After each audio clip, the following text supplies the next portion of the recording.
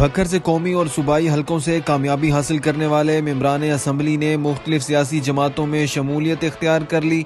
NA 92 से कामयाब होने वाले आज़ाद उम्मीदवार रशीद अकबर खान नवानी, PP 92 और PP 93 से कामयाब होने वाले आज़ाद उम्मीदवार आमर अनैत शहानी और PP 90 से कामयाब होने वाले आज़ाद उम्मीदवार अहमद नवाज खान नवानी की नून लीग की सीनियर क़यादत से मुलाकातें। ज़राए का कहना है कि जल्द मुस्लिम लीग नून में शमूलियत का ऐलान मतवक्के है। BP 91 से कामयाब होने वाले आज़ाद उम्मीदवार मलक गज़नफ़र अब्बास चीना ने तहरीक इस्तेहकाम पाकिस्तान पार्टी में शमूलियत इख्तियार कर ली।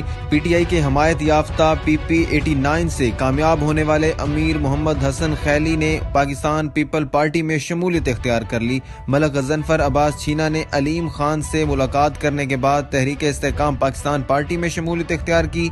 अमीर मोहम्मद खान हसन खैली ने मलिक अमजद अली कहावड़ के हमरा बिलावल भुट्टो जरदारी से मुलाकात की और उसके बाद शमूलियत का ऐलान किया।